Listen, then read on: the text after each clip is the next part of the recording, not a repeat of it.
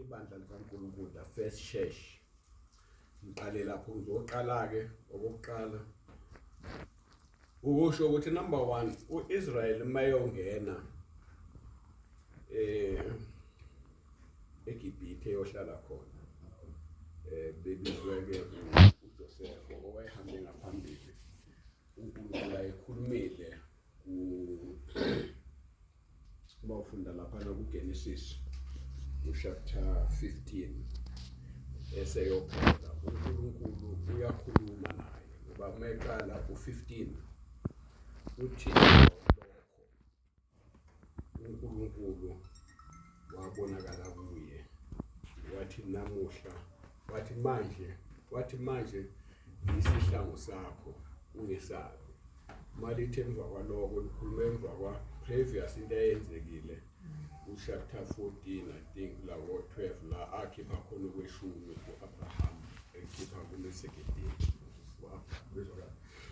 bonke sethi ke manje uyisihlangu sami uyaqhubeka udawu ngaba kanjani ngasho kanjani phela anginanzalo mina anginalutho mangivumela umusa kuwena anginanzalo ifa lami lonke lohlwa isigqila uEliyazari esendlini yami esifana nesigqila esingase sasekhaya ngoba bongenamntwana isigqila sakho sasekhaya kwafanele besona esiba sithasisa idliva lakho uthi cha isigqila lesingeke silidle ifa lakho kodwa inzalo yophuma ebilini zakhe iyolidla ifa lakho usiyamtshela ukuthi yabona kuleli izohleli kulona yahlala kodwa inzalo yakhe iyobuya izila ihlale kulo kodwa izohamba okokuqala iye kwelinye ilizwe ifike beyisigqila lapho ihlupheke for 430 years mayisiphelele iminyaka iyobuya ke izela izothatha lelizwe uthi ngeke balithathe ngoba ububi balabantu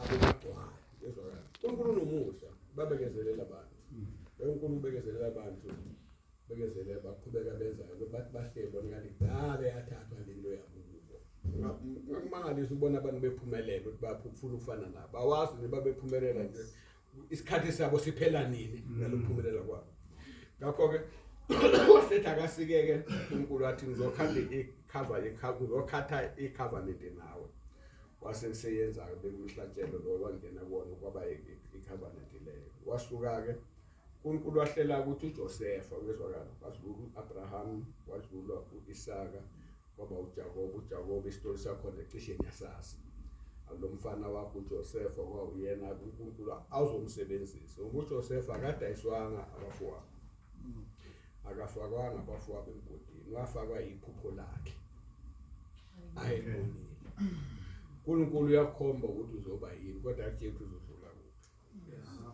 uSawule watshela ukuthi wena uzoba isitshe esihle ezophatha izwi uyoshumayela emakhosini nakuphi wayazi ukuthi uyoshumela koKesari engazi ukuthi uyoshumela esesiboshwe lesikhathi uNkulunkulu ukhuluma nawe akutshela ukuthi uzoba yini lesikhathi odlula kusona ubhadala ischool fees nepreparation ukuthi ufike lapha aqede bonke wena beke phansi freedom awucabanga ukuthi mina uNkulunkulu mengibiza wakhipha bonke ukuzulu nepride yami wayekaphansi sebenzile oqala uNkulunkulu wangithatha wayongikotizisa emaXhoseni umzulu akotizisa emaXhoseni for almost about 7 to 8 years kotize umzulu uyokotiza emaXhoseni wakhipha bonke ubuzulu ngokukotiza lezo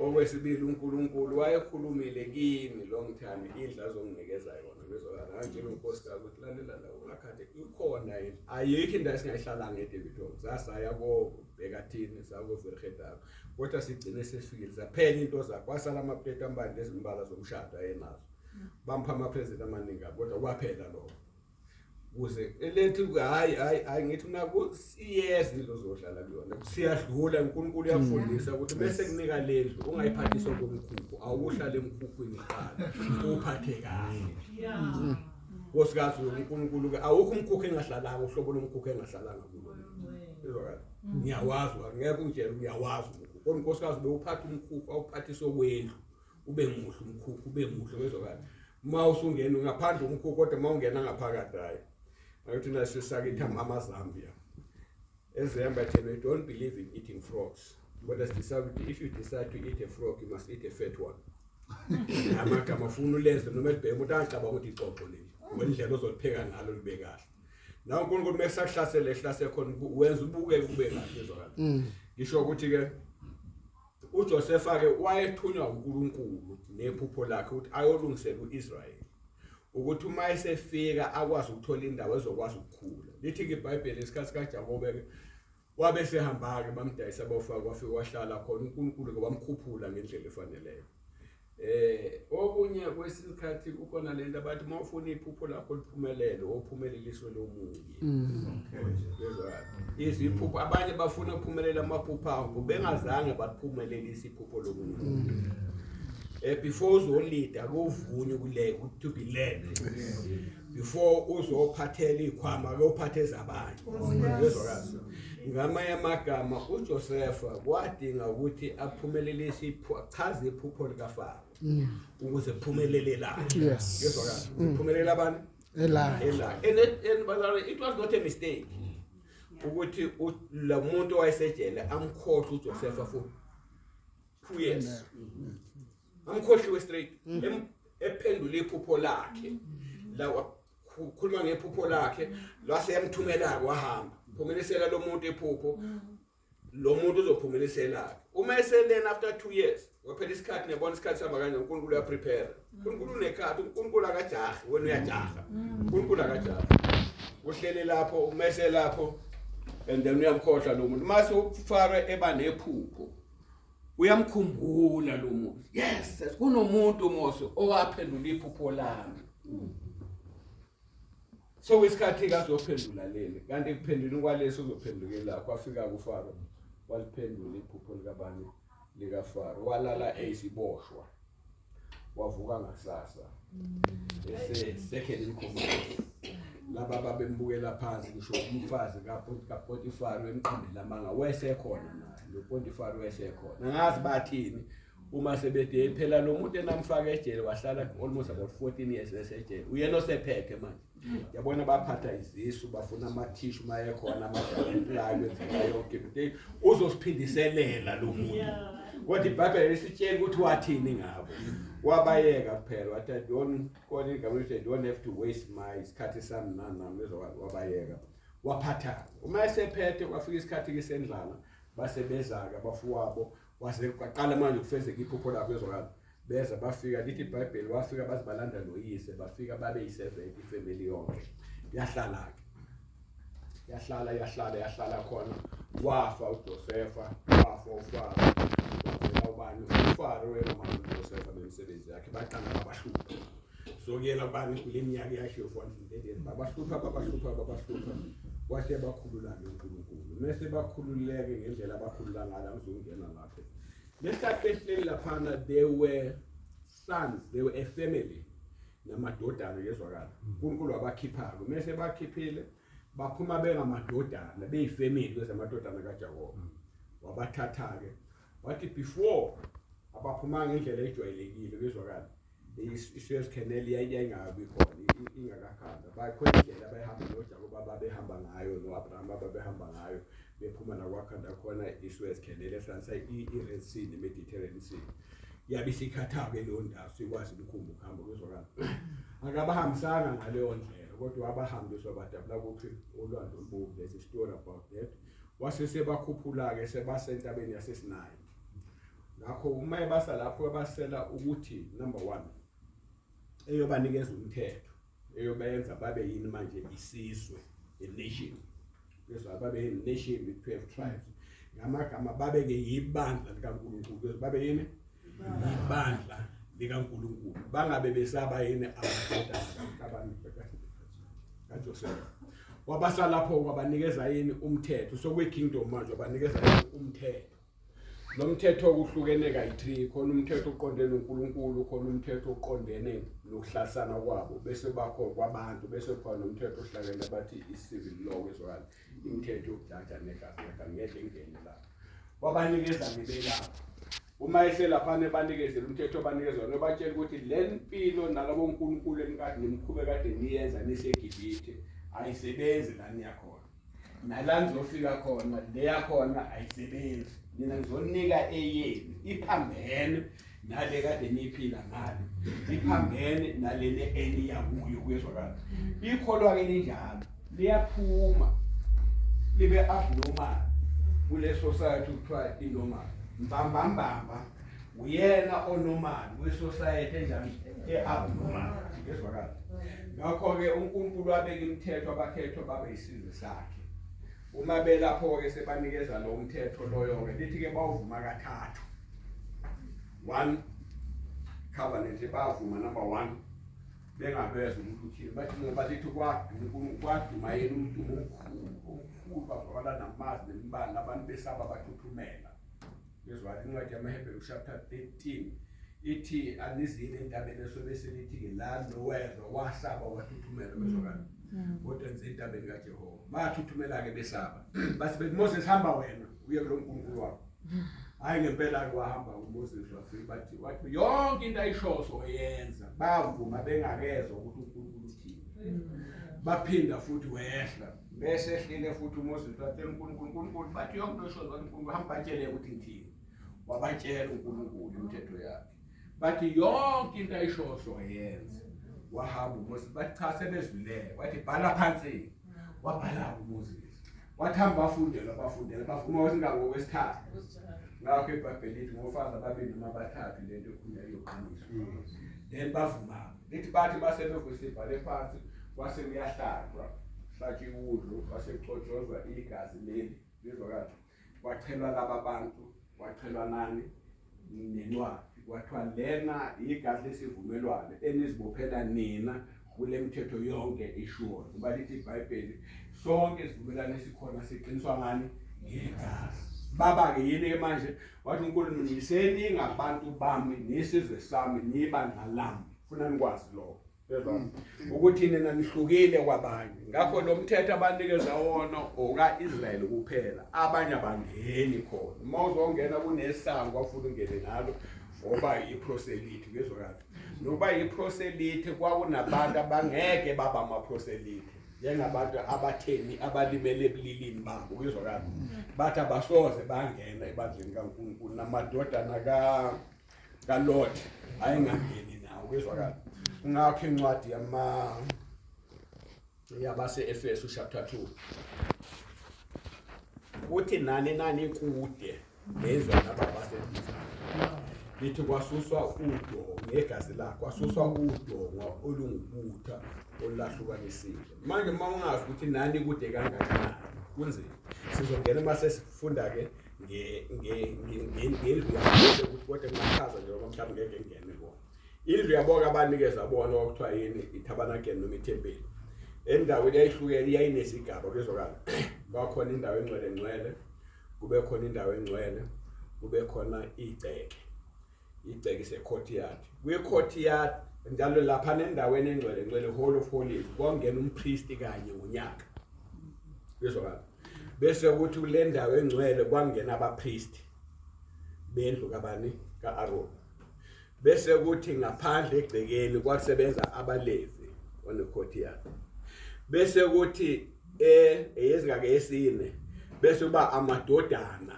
njalo kuba amadoda ani abaJuda bese ukuthi kwelesi5 icourt kuba abafazi babaJuda bese ukuthi kwelesi6 kuba bezizwe yabona ukuthi wakude kangakanani ufinyelela uNkulunkulu wakude kabi 1 2 3 4 5 6 uyofinyelela le kuyezwakala ngakho lethi nani kude into eyihlukanisile kwakudongo lalo umthetho elasena sibe kude kodwa ngegazi likaJesu sakwazi ubaseduzane saba abantwana kodwa abantu bakaNkulunkulu sizwami wabanikeza ke lo mthetho uma banikeza umthetho wasebanikeza ke nendlu yakhe ukuthi right nina nazi nginikezele lento nazi ukuthi anikwazi ukusondela kimi nezono zenu ufuna benendlela enizokwazi ukuthi izono zenu zisuswe ngayo 1 wabanikeza ke indlu okuthiwa iTabernacle ababezokhonzela kuyo kwezwakala and then benze nenkonzo yonke wasebanikeza abapriest ababezokwazi ukwenza leyo nkonzo ubahlanganisa kuye ngoba kwafuna kuchitheka igazi right through wasebanikeza-ke nama-altari ukufuna benjani babewazi ama-altari azoba khona bakwazi ukusondela khona. Ngakho-ke namhlanje ngizodila ngendaba yendlu ngezwakala uba uma ufunda iBhayibheli ufuna wazi ukuthi ihlukene kanjani ngezwakala. Kulula nje ukuthatha ukuthi ukhulunywa ngiyalento uma kuthiwa yithende kuthiwa iTabernacle kuthiwa yithempeli ungazi ugcina usukhuluma into ongayazi ngezwakala.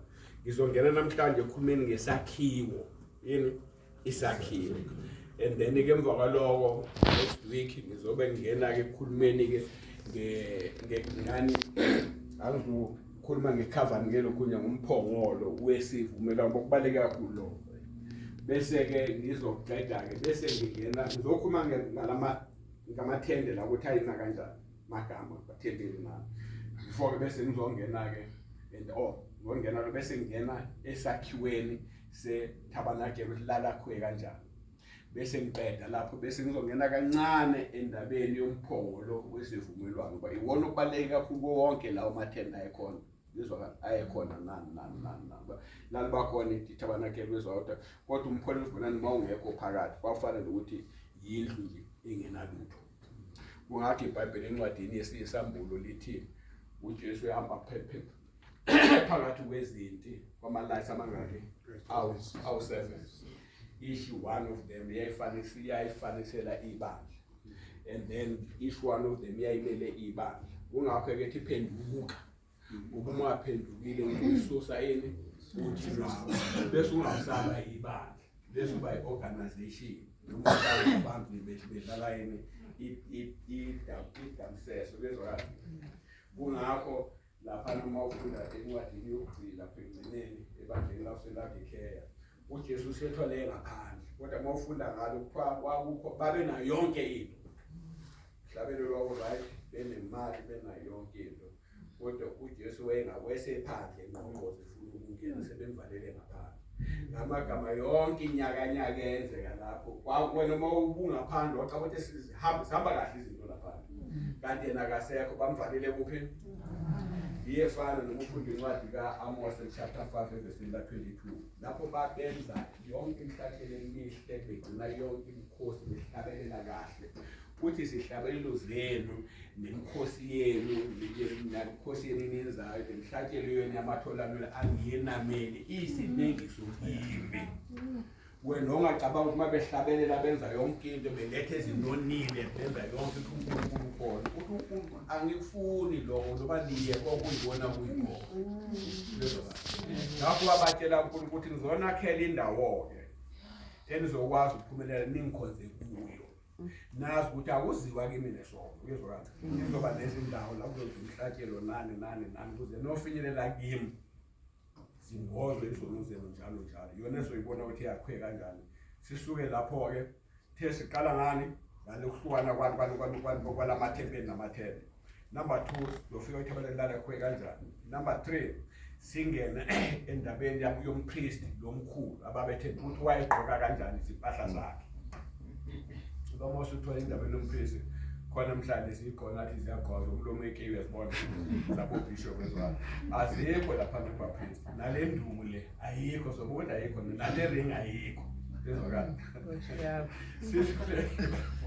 Bese sizongena-ke futhi ukuthi wegqoka kanjani umpriest akithi masindo bese sizothola-ke imikhosi ababeyenza ukuthiwa yini ama-feast bezwakala. Masiqeda lawo ama-feast bese siya kuma-sacrifices ayenziwa bezwakala bese-ke siyaqeda I think ngobe sengiqedile.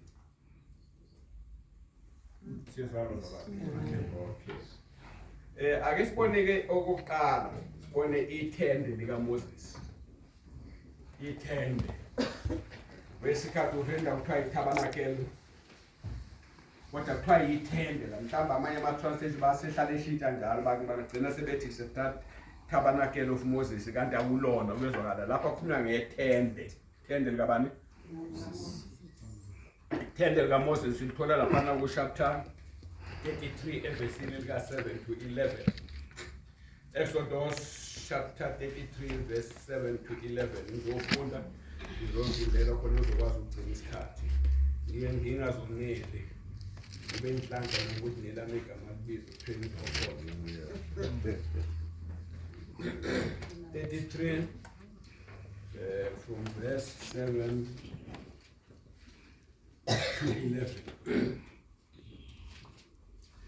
uMose wayevama ukulithatha ithende, usho ithende lapho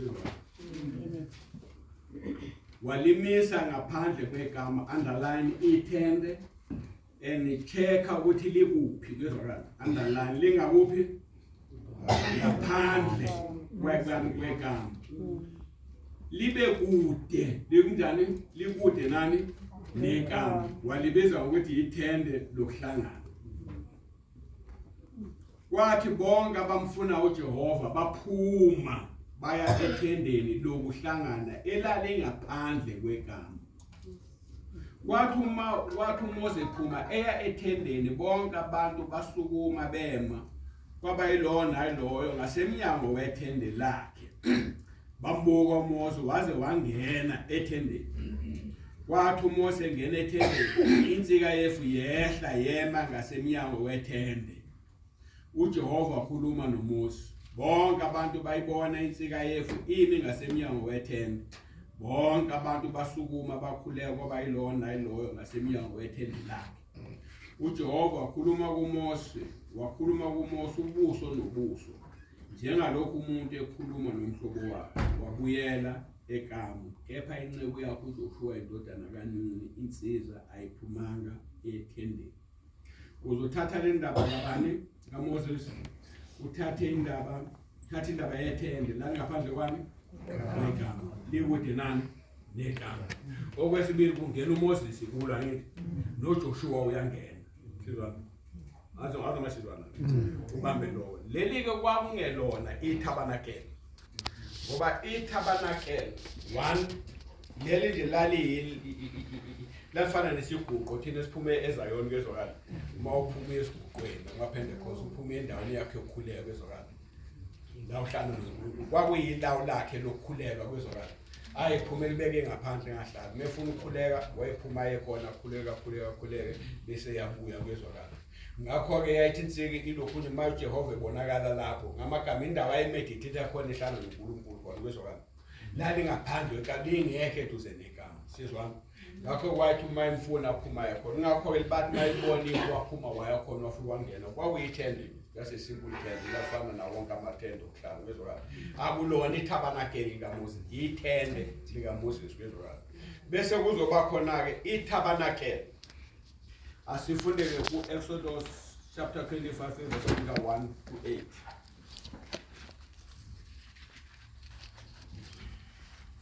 Sesivulile iseduze manje amapheji ambabe yamtholo 25. uJehova wayesekhuluma kuMose ethi, yisho kubantwana bakaIsrayeli kuba bangithathele umnikelo kubo bonke abantu abanhliziyo zabo zivuma nothatha umnikelo wami.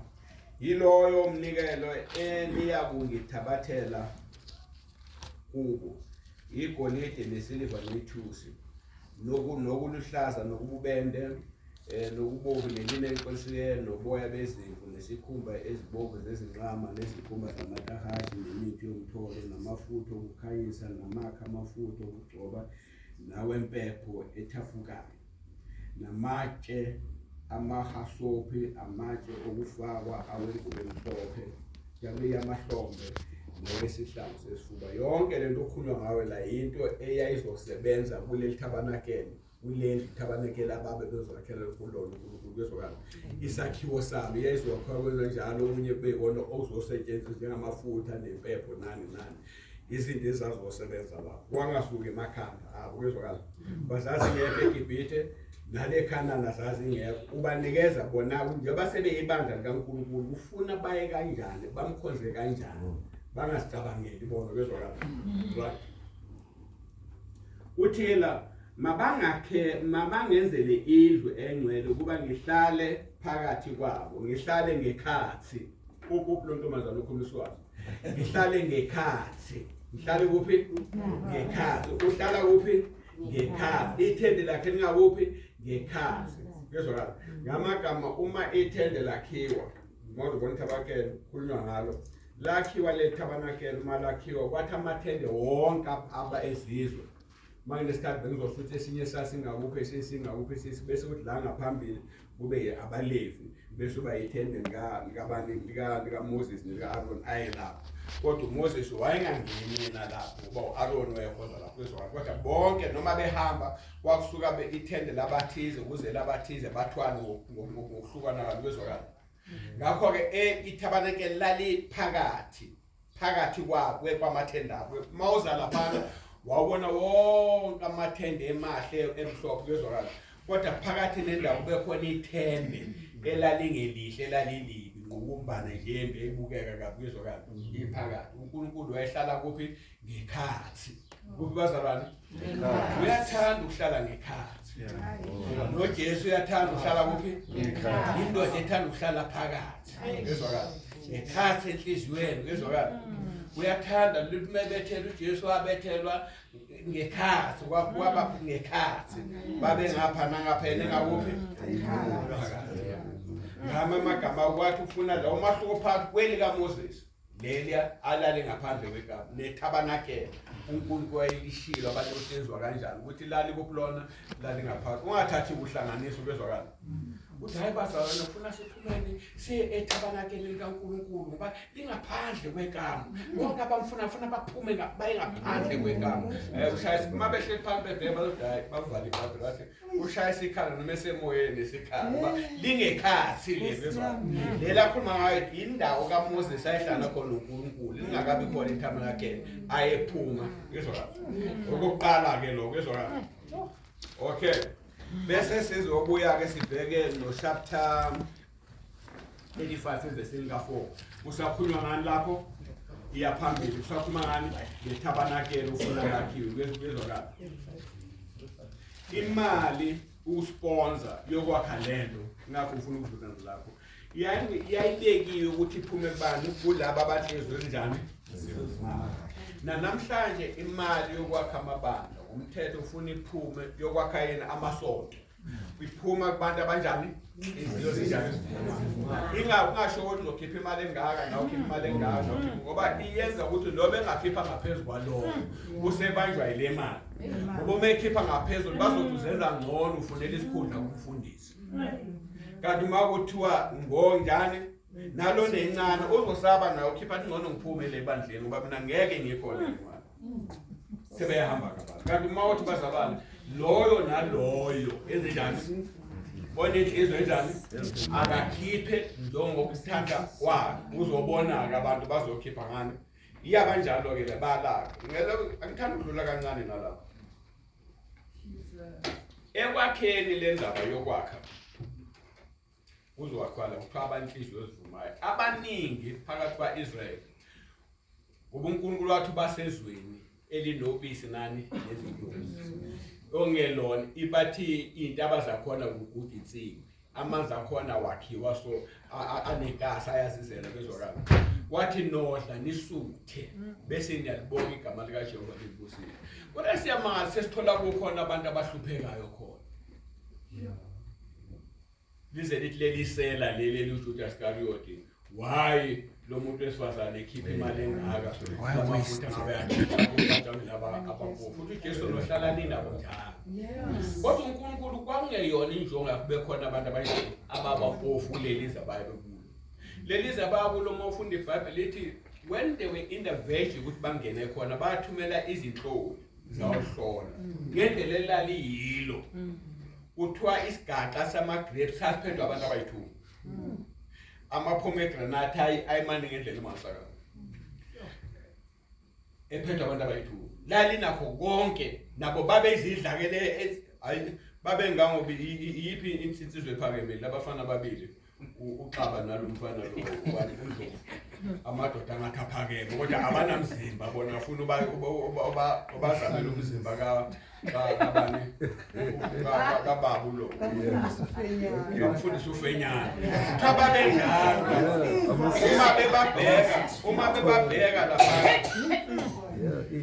uma bebabheka lithi babona beyini emehlweni wabo beyini bezintetho kufanele vele phela ngoba mawungibheka ngisibona la kuwe lento engiyona bamncane emehlweni akho kezwakala babheka lapha basibona benjalo kezwakala bona bakhohlwa into enkulu ukuthi uNkulunkulu uyabakhombisa laba abantu babe nje babe nani uma nizohlala kuleli izinika lona nenza indlela entshela ngayo nizoba zidlakele ezisonke. Okay. Ngoba nivundile nizoba idlakele. Okwesibili indaba yokuthi abantu bekhona abahluphekayo kwabonakala uma kuthiwa banikele namhlanje senjalo. Sanjalo. Uma kuthiwa banikele baqala kubonakala abantu abanjani abampofu nabantu abanjani abanothile. Lithi iBhayibheli kukhona abagodlayo bangabe na next bekhona abahlakazayo babona uNkulunkulu waqala ubethemba lapha ehlala ngoba laba abanye babephu akekho waphuma engena next eGibhithe. Balithi iBhayibheli waphundla eGibhithe uNkulunkulu wabaphathisa ingcebo yonke yaseGibhithe. Ingcebo ke yayikhandwa amagoldi nani baphuma lithi iBhayibheli waliphundla eGibhithe yosho kaNkulunkulu akekho waphuma engena next. Into yokuqala eyenzeka ukuthi uSathane wafuna ukubarobha bezwakala. Kuba khona abantu namhlanje athi angasindiswa kade ehlupheka indoda yakhe ifake overall Monday to Monday bezwakala. Naye ehlupheka bezwakala. Indoda yakhe ikhulekela ithola umsebenzi enza yonke into bezwakala.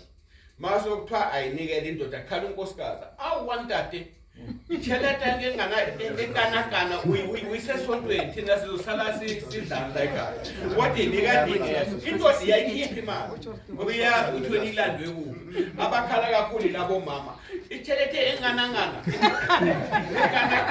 iye esontweni bezwakala bese beqala ukuhlupheka lapho yazi abazali beyibona bazohlupheka too much ngoba sebekhohliwe ukuthi ke banikezwe kade bengena next. Ngiyitshela abafundi la ukuthi nizela siyanifundisa la nize nazi nokweshumi khona ukuthi okweshumi bese ke niyakhipha bese niyabusisela si break ama cases khona abathi besebenza bethola izimali kodwa banamagaraji awakapheli nezindlu zabo zikapheli zagcina zimila baze bathi bayathakala noma bebathakala bebathakatha abantu abafanele ukuthakatha bezwakala total pain athi angafika le mosi into zakhe iphumelela angabe sakhokha imali ye-school fees abe busy nokuqedela ibhilidi la nase sontweni ke banjalo Sathane barobha sebekhona athi angathola imali akasafuni ukuyikhipha la yonke uyofaka amatshe kagogo wakhe makunemicimbi babiza yena bahambela bonke le mali isekhiphela bonke la uSathane seqalile akabona ukuthi uSathane yamrobha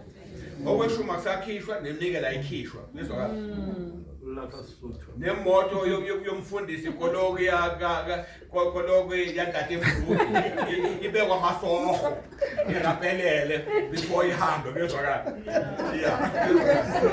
kodwa bona banjani batamaka amakoloya anamavili ngemuva abasayingeni indaba lomuntu obekade bahambela bezwakala ubarobhile kuSathane bezwakala nalabo abarobha bephuma eGibhithe one time nalo lonke isililo wathi uSathane uNkulunkulu wethu bayolisebenzisa la bezwakala ekwakheni iTabernacle.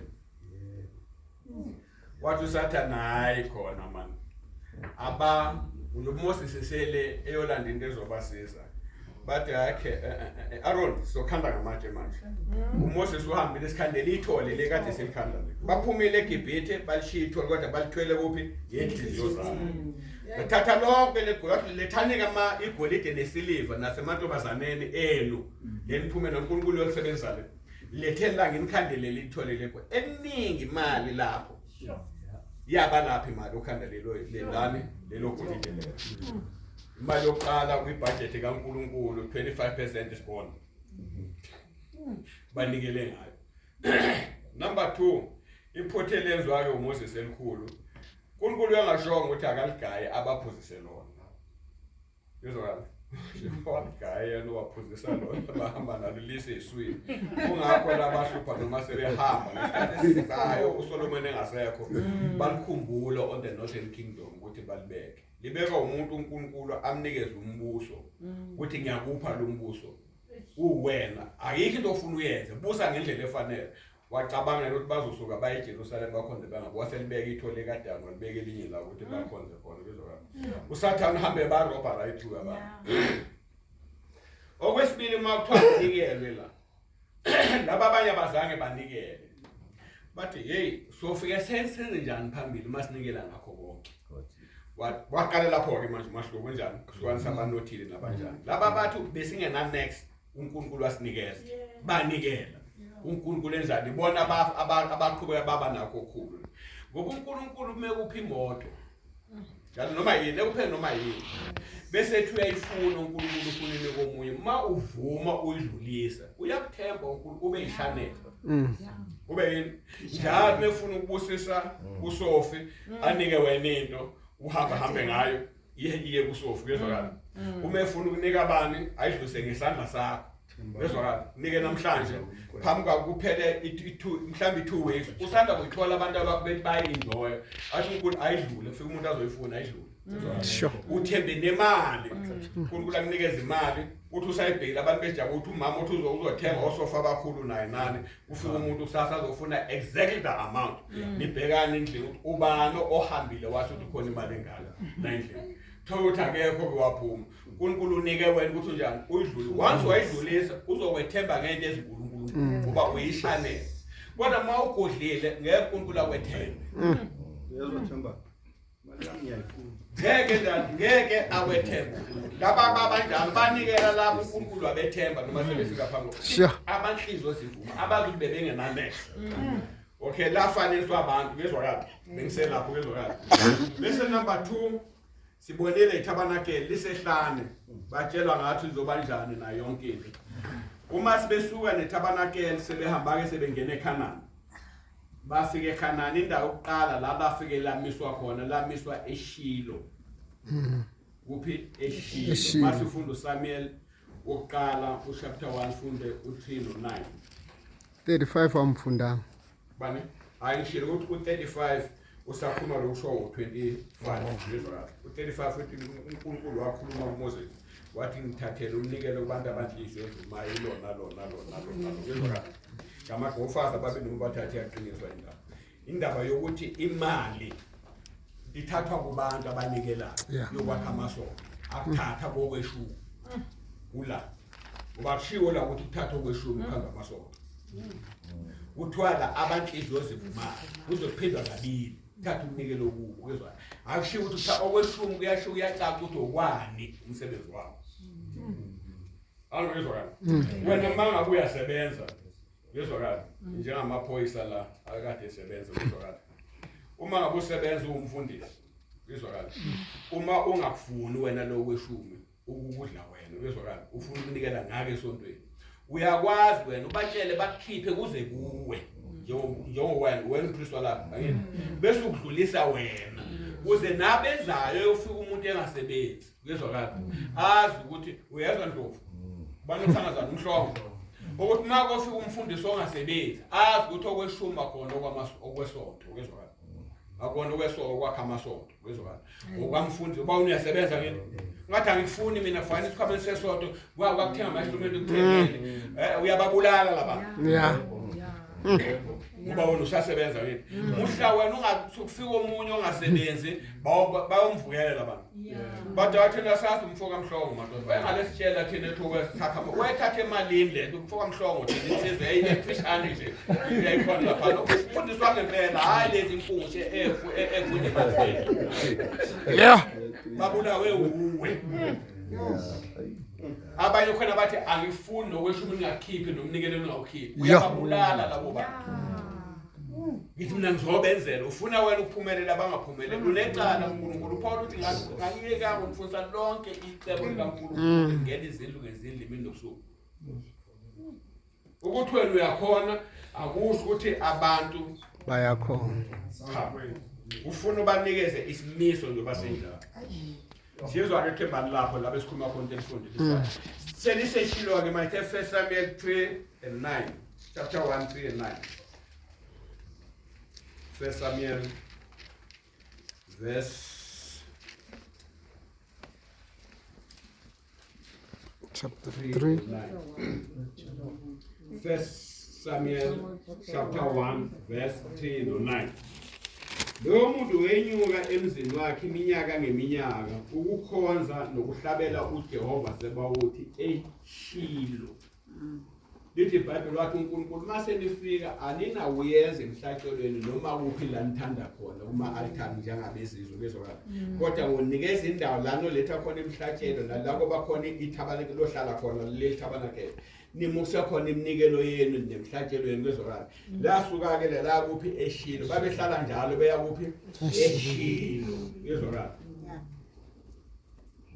And then sifundo 9 uHana wasukuma nxa sebedlile eShilo bephuzile nompristi omkhulu wayekhona lapho kwezwakala ilapha ahlabelele akhuleka khona kwasuthi umpristi intamba sabambi kahle kwezwakala ukuthi udakiwe kanti lo muntu ulanda ingane kwezwakala ulanda yini ingane waphela ukuthi uNkulunkulu yakuzwa ukufuna ufane njengathi bamaPentecost sakhulela ukuthi ufuna uvala amehlo kakhulu bese ukhangise kakhulu khangise kakhulu uzokuzwa uNkulunkulu wezwakala uyakhuluma nje noNkulunkulu lithi wayekhuluma ungezwakali ukhamba yini ezindebe zomlomo bese kuzothi uNehemaya lithi wathi esabeka phambi kwenkosi isila inkosi yathi unyukubaleleni uthi ngakhuleka kube kwakuyimi-ke nawe umPentecost ngizothi waguqa phansi waphamsisa baphamsa kakhulu bathima ali yazi umxosha inkosi ukuthi uzobheda wesana wakhuleka silently ngaphakathi enhliziyo yathi inkosi ngibambele lo muntu angivumele ngihambe ngizama ukudlula kuleyo ndawo ukuthi wayeShilo wezwa laliseShilo ngoba likhanda ukukhuluma ngalakhanda kanjani lasuka siyalithola futhi 1 Samuel 22 chapter 22 verse 17. 1 Samuel chapter 22 verse 17.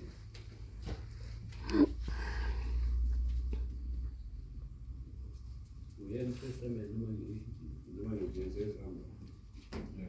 Phela sokukhona lokukhula bazalwane. Uyen Testament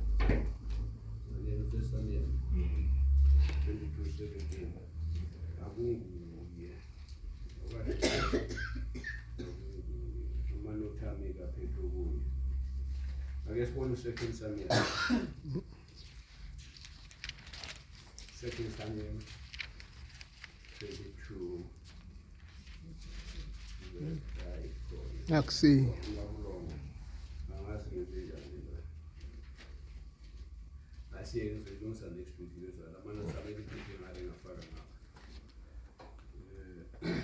Bese siya-ke elesithathu iTabernacle sebefikile ngibakhona lapho liseShilo bese silibona-ke manje elesithathu uyezwakala sibona lapha mawufunda izichronicles zokuqala ku chapter 1 verse likabani lika 3 asivuleni lapho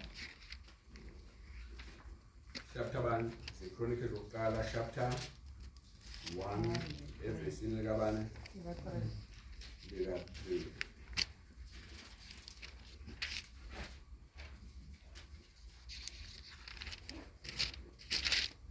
kuninto ebeyivuka lesikhathi sisekhuluma la ethuma uNkulunkulu abantu ababizwa ngegama likaNkulunkulu imzwini Akusiyilo. cha ngikho la sengiyasuthi Angithi le oyivulile. ngithi kukhona into evukile lesikhathi lo sisekhuluma ethi abantu ababizwa ngegama lami kuvuka-ke ukuthi i-emphasis esivamise ukuyisho lithi bayokhuleka egameni lami ngiyezwe mina ngesedlulweni bezwakala kodwa singabeki i-emphasis yokuqala ithi baphenduke ezulweni zabo into number 1 baphenduke ezulweni zabo uJoel ethi bangadabuli izingubo zabo kodwa badabule izinhliziyo zabo kulula ukuthi uNkulunkulu sithi sizokhuleka kuyena ezwe kezwakala kodwa ukuthi baphenduke laba abantu ezonweni zabo kuba idinga lapho ngithe First Chronicles 1 verse 3 Akusiyo. Second Chronicles. ngithe First Chronicles Akusiyo. iphi yona Le First Chronicles. yona Chapter 1. Verse 3. No, are we all? Yeah, it's second, yeah. Yeah, you're an Indian says about fun. 73 years old. Yeah, busy. Yeah, second, yes, around. Yeah. Yeah, it's second. Amen. Asifundeke wahamba uSolomoni nebandla lonke linayo waya endaweni ephakemeyo yaseGibanyoni ngokuba kwakukhona lapho ithende lokuhlangana likaNkulunkulu elalenziwe nguMose inceku kabani inceku kaJehova ehlane kuthiwa lapha ke lali kuphi eGiboni eGibanyoni yeah. Oh, okay. Leli verse ebengifuna la. I think sibuyele kuyona ngoba ngathi liphethe lendaba. Second, not family, not first. Let's bone second. Ngizobuyela kuyona ngoba kunendaba enkulu lapho lezokane engifuna ukurefera kuyona lebengithe second Samuel verse lase lika 17. Lithi yabantu second Samuel 6. La ulokhunja khona uDavida ejaha ubani uSaul wamjaha mfuna ukumbulala ndoyithola lo verse ababa usheshe baba uma sebaleka uSaul njalo uDavida wase yahamba wafika kwakunompriest okhona lapha eShilo kwezokala mefika kuyena wafike wacela izinkwa wathi ngihamba nensizwa la manje awunazi isinkwa na kwathi anginako ukudla la kodwa isinkwa enginasi isinkwa esinjani esingcwele isinkwa sokubuka wathi hayi insizwa zihlukanisile kwabesifazane singasidla lesipho basakhishwa ke leso sinkwa wasecela nenkemba kwezokala wathi ucela inkemba angihamba wathi anginayo inkemba ngaphandle kwale kabani kaGoliath khona wamnikeza kwezokala lithi uma esebuya sebehambile lapho eseza uSawule esedlula la kulabaphristi eShilo kwabakhona umuntu bathi uDawodi into efana naleyo owayekhona lapho wenzalo yabantu yakwa-Edomu kwezokala watshela uSawule uDavide ufikile la lona wafike wenza so lithi iBhayibheli wase uSawule esekhipha umyalezo ukuthi ababulawe bonke abaphristi ababela babulawa bonke abaphristi lapho lelo verse manikhumbula kwezokala la khona acela inkemba nalapha athatha khona izinkwa zokubuya manilazo uthola ngaleyo ndlela sokuyela kulona ngakho ke ngathi iShilo ke lathi mali phela lapho kwezokala kwabula abaphristi wenza yonke kwaqeda yonke indawo Saul lapho lase liyasuka ke kule ndawo kuyona selihamba liya kuphi eGibanyoni kwezokala lafike labakhona eGibanyoni ke le ndaba yenzeka so selilene eGibanyoni uSawule uselapho kodwa sizobona masiqhubeka ngaphambili ngoba imphondo ezimelano wawungekho lapho sizwana manje wawungekho umphondo ezimelano kuleli ithende Tabernacle lathi eGibanyoni yayikhona yonke into formality was there ukukhonza nemhlakelo nani kodwa umphondo ezimelano wawungekho lapho sizwana ngoba lithi iBhayibheli umphongolo wesivumelano isikhathi ngithi lona kwenza obani sikhuluma ngendaba kaSolomon eyokhonza lapho kodwa mawulandele emuva uyathola ukuthi umphongolo wesivumelano umphongolo ukwawuni wawusethendeni sokukhuluma ngethende likaDavida asibuyele asingene kulona ke 2 Samuel chapter 6 verse 17 ithende likaDavida lelo lezokala ithende likaDavida ubona ithende elifana nelikabani bese lifana nelika Moses la ngaphandle kwegama lezokala leli thende likaDavida lisemzini wakhe lezokala ngoba umelanda umphongolo sobona umphongolo ulanda kanjani mangilanda wawulanda wawubuyisa wathi ngesikhathi sonke uSawule ebusa umphongolo wawungekho ngakho ngiyawulanda manje ufuna uzofaka kuphi ethendeni wawakhela ithende wahlala kuphi eJerusalem mawulapho umphongolo iTabernacle likuphi lona seGibanyoni umphongolo sethendeni ngabani likaDavida funda somebody Detail chapter 2 Samuel chapter 6 verse 17 bawungenisa umphongolo kaJehova bawubeka endaweni yawo phakathi kwetende uDavide alimisele wona. uDavide wanikela ngeminikelo yokushiswa nangeminikelo yokuthula phambi kukaJehova. Okay, mayibeka lapho umphongolo evumelana sobonke wahamba kanjani ufike lapho uDavide wakhela bezokala wawakhela wahlala lapho. Ngakho lena ngithi ke manje ilokhu iTabernacle elisegibanyoni lifanekisela ibandla bezokala the mainline churches bezokala la kune order na yonke into nompriest eshaya zonke zapha umfundisi omkhulu noma ephenduka ngeorder bezokala kune formality kune order bezokala but the check-in and the glory of God is not there.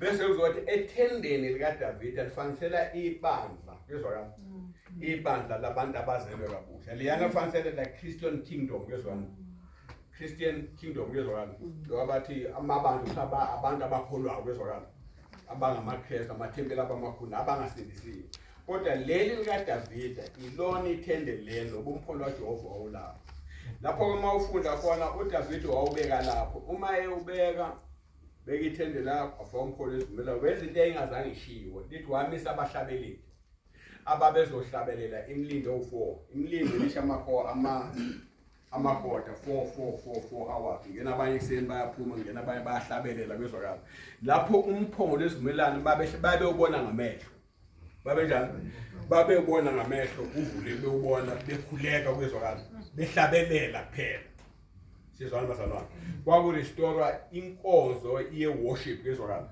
njenga namhlanje ibandla malinga worship lingahlabeleli aliwenza umsebenzi walo khona amabandla amakhulu kuneformality njengoba kade ngikhuluma ngebandla la kuphi laseLadicea kunazo zonke izinto uKristu ungaphandle ngongqozo ufuna ukungena lapha ke siyabona ukuthi baya Tabernacle eseshilo kodwa umphongolo esivumelana usethendeni kabani likaDavide ngamanye amagama ababefuna iformality babe yakuphi le yayisasebenza lakhona imhlatshelo 8 lapha kwakuqhubeka inibazalwane praise and worship elithi iBhayibheli lesinikela ngayo nikele mawufuna incwadi yamaHebheru chapter 13 ninikele ngomhlatshelo wokubonga oyizindebe ezemlomo yenu bezwakala umhlatshelo unikele umphefumulo wakho unikele nomhlatshelo wakho ukumbonga uNkulunkulu umdumisa akudingeke imali nani ibandla ke leli labasindisiwe eliyiko bezwakala okay ibandla lani of the New Testament ngamagama Tabernacle likade lapha likaDavide lifanisela yini the church in the New Testament mphongolo sesivumelwene lesigibanyoni lifanisela bazalwane ibandla le-Old Covenant that bese sizobona ke number 6 the Temple of Solomon asivuleni 1 Kings chapter 6 no chapter 8 chapter 6 umfunda nje wonke bezwala singena kakhulu ngizothanda singene ku chapter 8 verse 10 chapter 6 umfunda wonke 1 Kings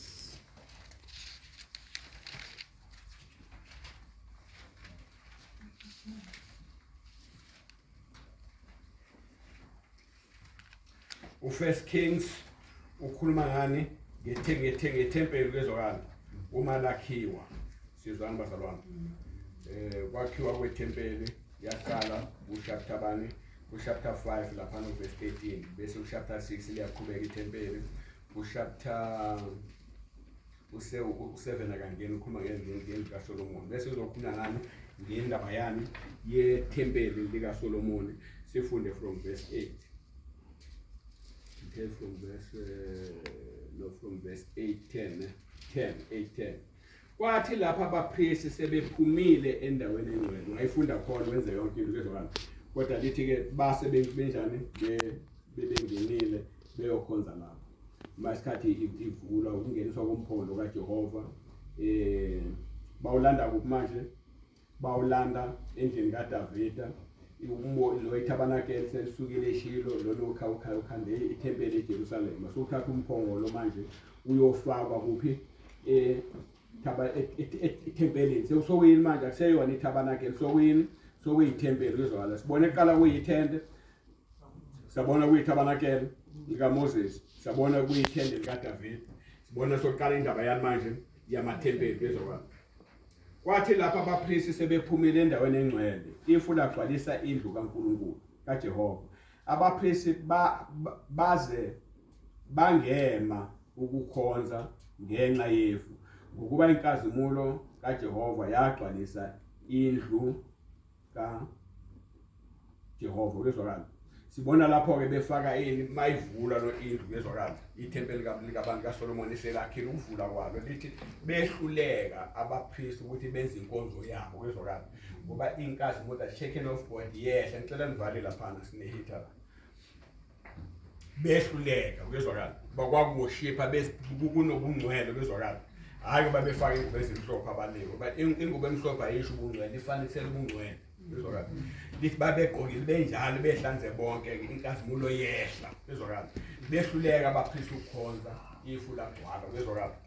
Okay, ithempeli kabani lelo lika Solomon. Ubanike owalungiselela la prepare ubani uDavid owali finance kwezwakala. Wafanele uDavid wathathela iminikelo ngoba kwaDavid wayefuna ukumenzela uNkulunkulu ithempeli uNkulunkulu wamalela kwezwakala. Wathi izandla zakho gcwele igazi bezini kodwa indodana yakhe ezongena lapho. Wasethatha ke iminikelo yena. Ake sibone ukuthatha kwakho kweminikelo yena ukuthi wayithatha kanjani. First Chronicles chapter 29.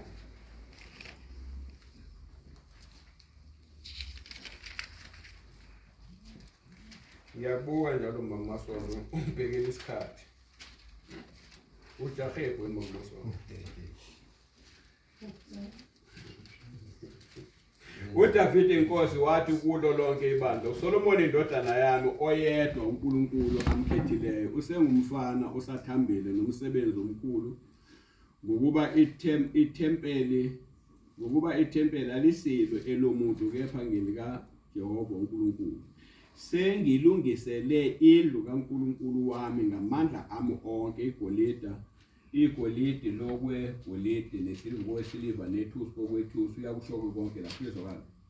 And then ke iyona lento ayikhipha yini from the treasure kwezwakala.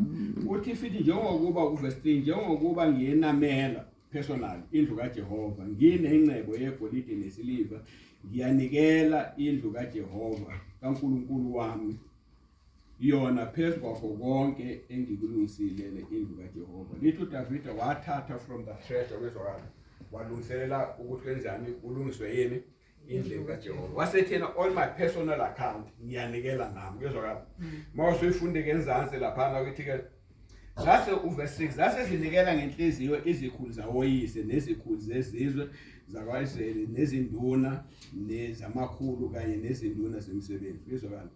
Bethi ke banikela uDavid aqala imali ekhiphe esikhwameni wanikela nange yakho athi over and above ngithatha on my personal account ngiyanikela. Lithi nalabo abantu mabebona enikela kwezwakala kuba wazi ivalue yendlu kaJehova kwezwakala. Njalo babanikela bazi ukuba khona kaJehova uNkulunkulu ekhona phakathi kwabo banikela. Nalabo babazi uDavid azi ivalue kaNkulunkulu akhanda ukuthi baleke kangakanani mayinikela kuyena. Lithi wanikela wamkhandi wasekhipha ke nawe yakhe wanikela. Lithi nezinduna mazibona inkosi inikela ngalendlela zanikela nabantu mawuqhubeka nabo bajabulela indlu kaNkulunkulu nabo banikela. Namhlanje kusenjalo umfundisi onganikela ngeke akasona isibonelo esihle. Ngoba abantu bathi njengoba ekhuluma ngalo uNkulunkulu wakhe nalendlu nani wayena uma ibaleke kuNkulunkulu anganikeli ngaye yena kuqala sibone ngaye. Uthi anginivalani iminyango ninikele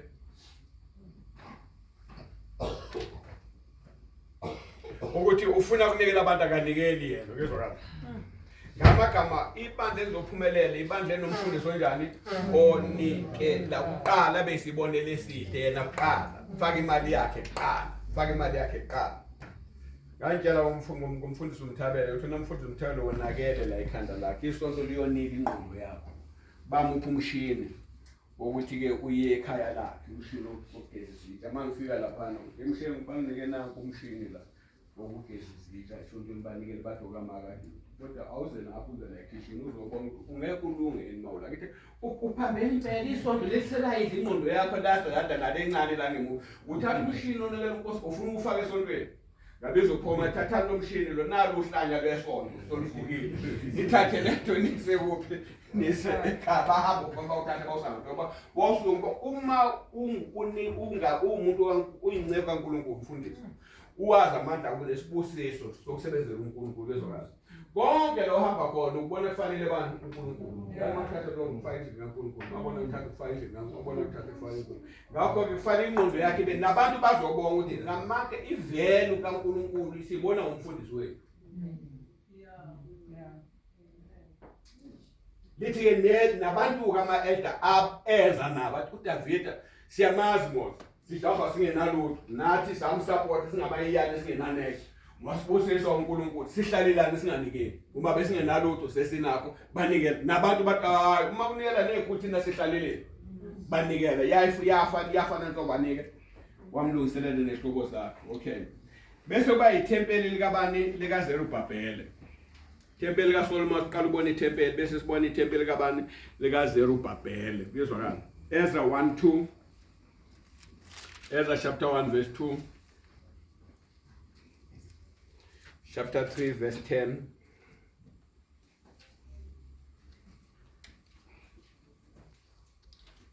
okay sesivulile uEzra leli likaSolomon ke labhidlizwa lasha laphela sizwana bazalwana ngesikhathi sikabani isikhathi neBukadnezar umefika lapho nomphongolo lwesiko sokhuluma umphongolo wanyamala lapha wazi ukuthi wabakude uyezwakala sobona masenkulu wakhona usimolo wanyamalala lapho balishisa ithempeli enjani laphela bathunjwa uyezwakala bahamba sizwana bayohlala kuphi eBabylon bahlale khona for 70 years njengokusho kaNkulunkulu behleli khona uma esebusa uKhoresi iBhayibheli kunento ke khona ke lama ukhuluma ngobani ngoKhoresi abantu abaningi bayaphika ngoba uNkulunkulu uyakhuluma ngoIsaiah I think Isaiah 43 ubani wangivulela Isaiah 43 ake nisheshiseni phela ngabe sisebenza ngedwa manje bani wavula uIsaiah 43 Isaiah 43 if ngikhumbula kahle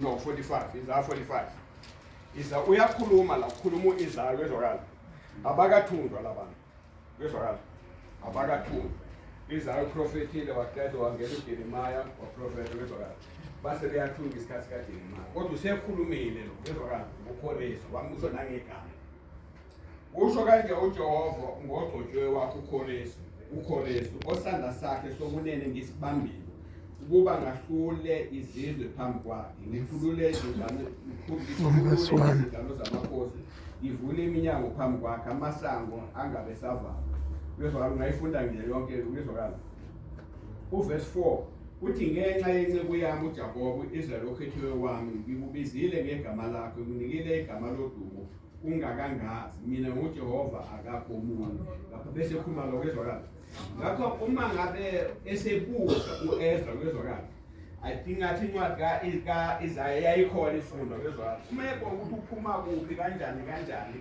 uKhoresi kwezwakala uyamangala uKhoresi ngendlela ukuthi ngene kanjani la ngabusa kanjani kwezwakala safuna incwadi uyathintwa igama lami ngimvulile uEzra yes yeah liyathintwa igama lakhe kwezwakala ngomnyaka wokuqala kaKhoresi inkosi yasePeresiya kwaba uNebukadnezar wabusa uNebukadnezar umbuso wakhatheswa uchitho wamaMede ngomnyaka kaKhoresi loyo wabusa uchitho ubani uAlexander the Great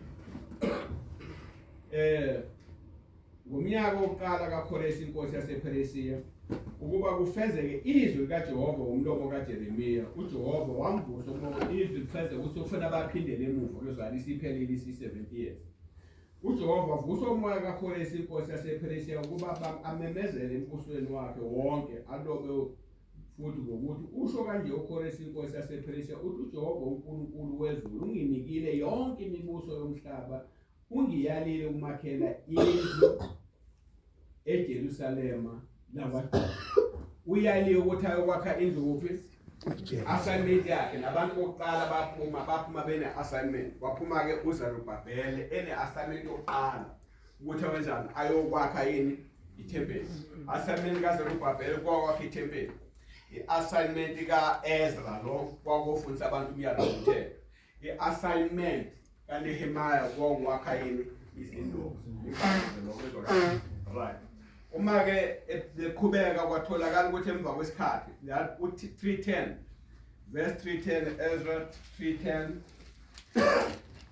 lapho abakhi sebebeka isisekelo sethempeli kaJehova bamisa abaphristi begqokile benamacilongo kanye nabalevi beyabalwa lapho kuyezwakala babeka yini isisekelo kuphi u310 isisekelo kwathi ku chapter 6 mawufunda chapter 6 ngoba wabusuma umsebenzi wezwa labazalwane wama umsebenzi babeka isisekelo wama umsebenzi kwavuka izitha zazalwa nabo wamiswa umsebenzi mawufunda lawa verse chapter 5 mawusuvali umsebenzi bama waphela iminyaka uNkulunkulu wasesekhuluma futhi ngoHagayi umvuso waHagayi wavusa loZakhariya ukuthi baqale bayokhuluma ukuthi nahlala nje niyekelele into okutheni zoyenza ngoba mawufunda uHagayi lithi abantu base uHagayi uthi hey nina nilibele ukuthi isikhathi asikafiki sokuqedela indlu kaJehova nibhizi lezi zindlu zeni faka amasili faka yonke ungakho theni yaphuma nasebenza nathola ingcosana theni yaphuma nathola yini ingcosana nathi ngifuna lokho nakuthola nangifuna lokho baniyekele indlu kaJehova njani ingena lutho kuyezwakala sithola lapho kuyezwakala abazalwane right